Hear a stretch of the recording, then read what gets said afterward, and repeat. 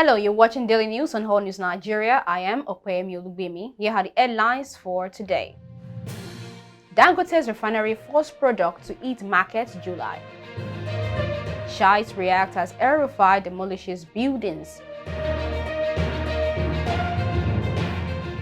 Nigeria police to put Seun Kuti in mental home.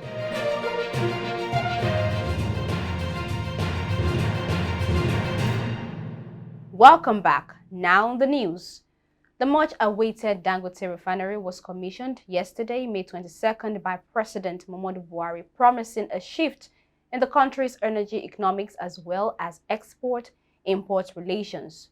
With an investment of $18.5 billion, the refinery is expected to revolutionize Nigeria's economy and alter the course of history. The refinery, which is located in Lekki, Lagos State, can process 650,000 barrels of crude oil per day and produce a range of refined petroleum products, including gasoline, diesel, aviation fuel, and liquefied petroleum gas. This will significantly reduce Nigeria's dependence on imported fuel products and save the country billions of dollars in foreign exchange earnings.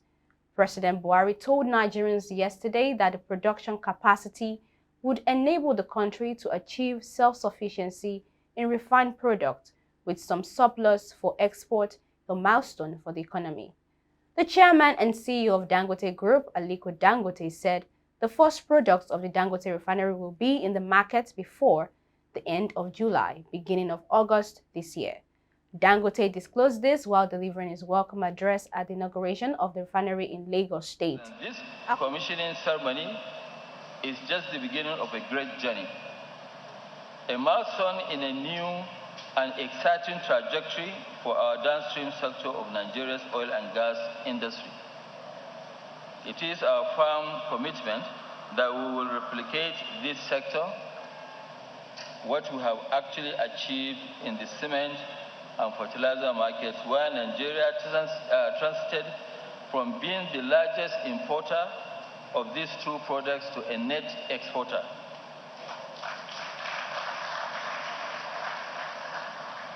Beyond today's ceremony, our first goal is to ramp up production of the various production to ensure that within this year, we are able to fully satisfy our nation's demand for higher quality products to enable us to eliminate the tragedy of importing dependency and import dependency and stop once and for all the dumping in our market of toxic substandard petroleum products. Your Excellency, distinguished guest, our first product will be in the market before the end of July, beginning of August this year. According to Dangote, the accomplishment is to enable Nigeria to eliminate the tragedy of import dependency and stop once and for all toxic substandard petroleum products from being dumped in Nigeria's market. He also noted that the project was the realization of a clear opportunity for Nigeria. Moving on to the next news. Barely 1 week to leave office, Governor El-RUFAI of Kaduna State has demolished multi-million naira structures belonging to followers of Sheikh Ibrahim El-Zakzaky, known as SHIITES. The demolition was reportedly carried out on Sunday by operatives of the Kaduna State Urban Planning and Development Authority on the excuse that the Islamic movement in Nigeria, otherwise known as SHIITES, had been banned in the state. Kaduna State deserve our thanks and recognition for giving us the opportunity to serve. And the business of governance continues even if we have 8 days. We will demolish what needs to be demolished in the next 8 days. According to reports, the structures demolished include schools, a hospital, and a private residence. The 6 structures were located in Kawo, Rigasa, Tundunwada, and Ugwanrimi. Meanwhile, the SHIITES movement has warned that El-RUFAI is pushing the members to the wall by demolishing their structures.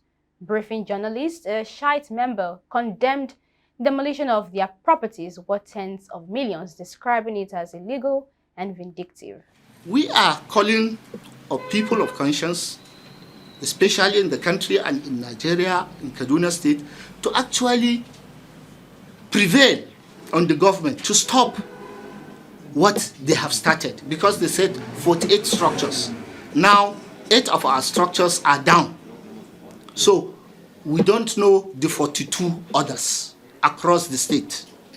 And if care is not taken, that means there will be more bloodshed, because some people might actually react to what the government is doing.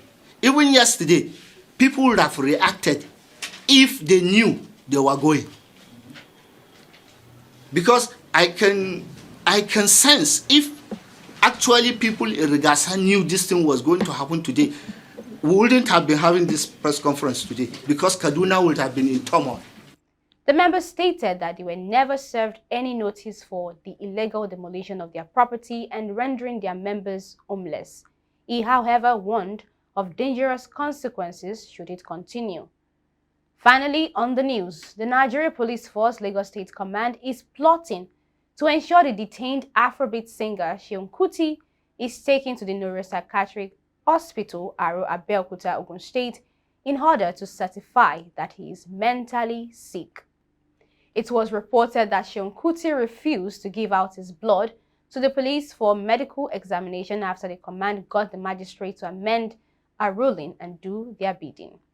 Recall that a Saboyaba Chief Magistrate Court in Lagos, presided over by Adiola Olatunbosun, granted the police application for an extension of Seun Kuti's remand for an additional 4 days.